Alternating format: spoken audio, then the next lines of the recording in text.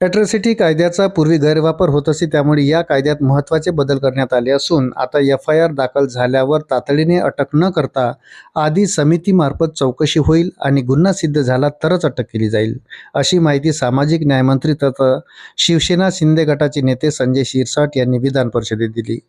कोणावरही विनाकारण अन्याय होऊ नये हा या बदलामागील उद्देश असल्याचे त्यांनी स्पष्ट केले. शिरसाट यांनी विधान परिषदेत बोलताना सांगितले होते की पूर्वी ॲट्रॉसिटीचे गुन्हे सर्रासपणे दाखल केले जायचे. एखाद्याने CV दिली असे म्हणून जरी पोलीस ठाण्यात गेले तरी आरोपीवर ॲट्रॉसिटीचा गुन्हा दाखल व्हायचा.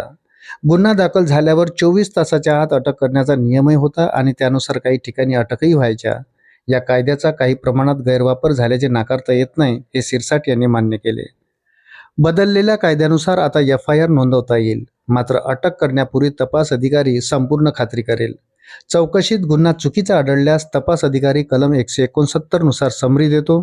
त्यानंतर न्यायालयात प्रकरण आल्यावर ही समरी जोडली जाते आणि केस मागे घेतली जाते.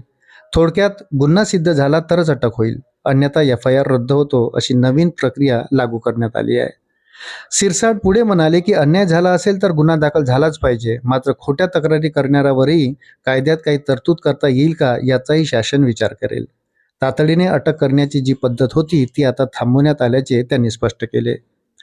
अनुसूचित जाती आणि अनुसूचित जमातीच्या सदस्यावरील अत्याचार रोखण्यासाठी 1989 मध्ये अनुसूचित जाती आणि अनुसूचित जमाती अत्याचार प्रतिबंधक कायदा 1989 संमत करण्यात आला.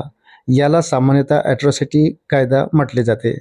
या समाजातील व्यक्तीविरुद्ध केला जाणारा क्रूर अत्याचार किंवा अन्यायकारक कृत्य म्हणजे ॲट्रॉसिटी असून हे या कायद्याअंतर्गत फौजदारी गुन्हा मानले जाते. अशाच नवनवीन अपडेटसाठी व्हिडिओला लाईक आणि चॅनलला सबस्क्राईब जरूर करा. धन्यवाद.